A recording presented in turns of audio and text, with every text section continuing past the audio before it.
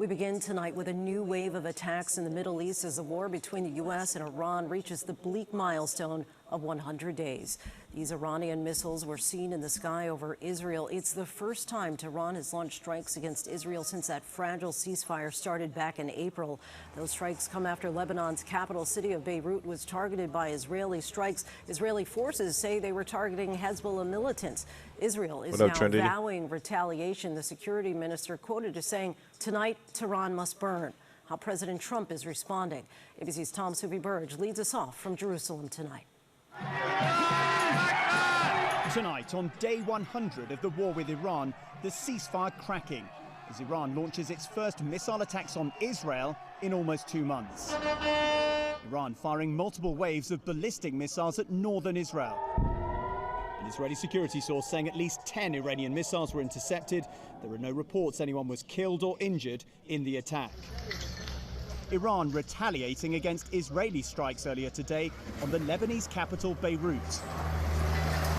The IDF saying it targeted Iranian-backed Hezbollah in the south of the city just hours after the militant group fired projectiles into northern Israel. Tonight, in a phone call with Fox News, President Trump reacting to Iran's attack on Israel, reportedly saying, quote, "What I would suggest to Iran, you've shot your missiles. That's enough. Get back to the table and make a deal." And in another call tonight, Trump reportedly telling Axios he was about to phone Israeli Prime Minister Netanyahu and tell him not to retaliate by attacking Iran.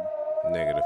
But in a sign of the pressure Netanyahu will now face domestically and from within his own government, his far-right security minister, Itamar Ben-Gvir, posting in Hebrew on X, "Tonight, Tehran must burn." The Iranian attacks on Israel coming after the US military and Iran exchanged volleys of fire this weekend near to the Strait of Hormuz. CENTCOM saying it struck Iranian radar sites Saturday after it intercepted Iranian drones which were threatening ships. Iran then firing missiles at US allies, Kuwait and Bahrain. And I'll say this, it don't matter what Donald Trump says to Netanyahu, he doesn't give a damn. He's not going to listen to Trump. He's never been the man to listen to Trump for real. Like, when it comes to somebody attacking him, he needs his get back, regardless. That Netanyahu always been like that. That Netanyahu is somebody that's going to get his get back regardless, even if it's a little tit for tat. He's never just going to stop. He don't care if it doesn't benefit us at all. So if Iran hit them first, let's just say hypothetically, they're going to go. It don't matter if Trump was sitting there right by him. He's going to send a load and try to attack Iran, even if it's a little tit for tat thing.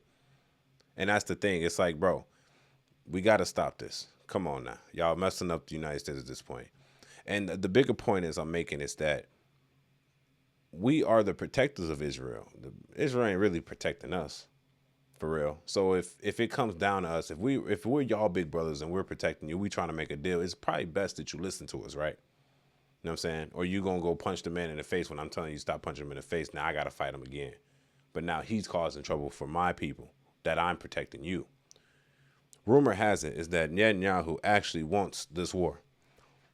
Rumor has it is that Netanyahu wants war.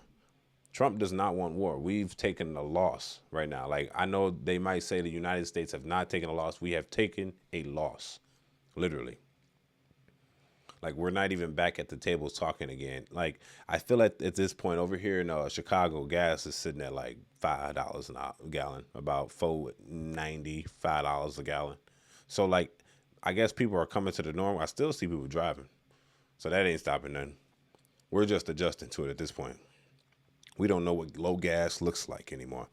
But this affects everything. I want people to understand when Iran controls 20% of the global oil, it means a lot for the whole world almost. You know what I mean? And then on top of it, you got to think about what happens when our fuel is high. When the fuel is high, the tractor and trailer, the truck drivers, they have to pay more for their diesel, which means they have to be paid more in order to transport said goods, eggs, wheat, oil, you know, the typical stuff we need, even packaging when it comes to like USPS, Amazon. You might see a little extra fee added, don't even realize it's on there because they have to pay the truckers a certain amount of money in order to get them to move. If they don't move, they don't move.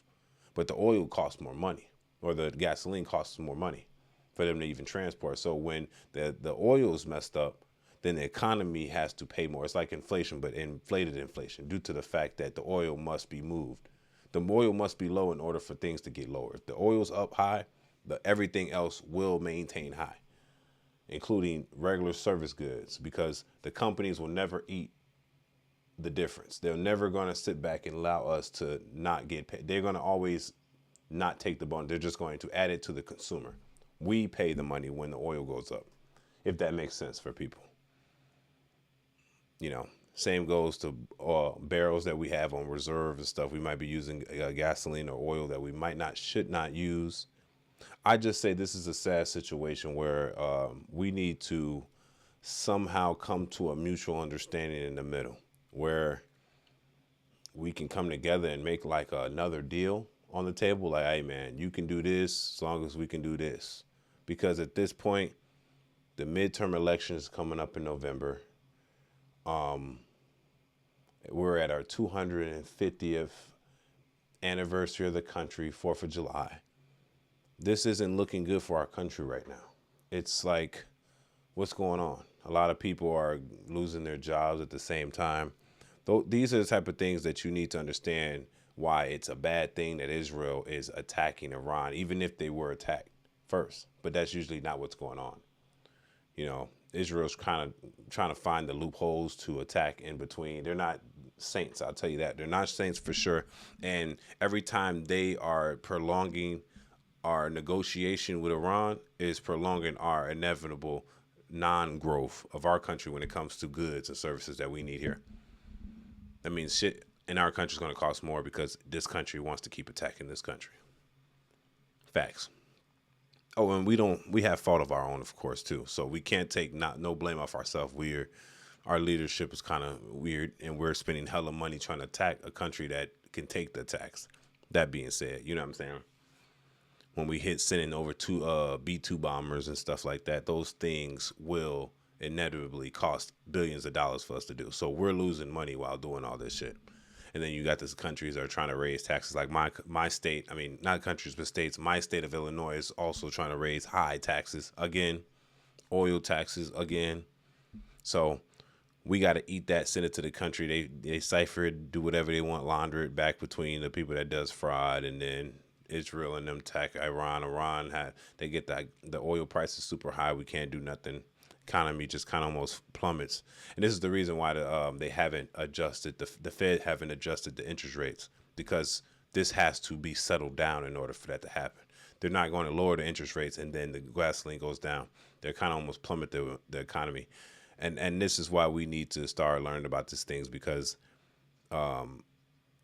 sometimes you got to vote against this stuff, ladies and gentlemen. So educate yourself. Make sure you vote correctly in the midterm election. It's your boy Angelo Savage. Make sure y'all like the video. And don't forget to subscribe and comment below. Tell me what y'all think. It's your boy Angelo Savage, Savage Report.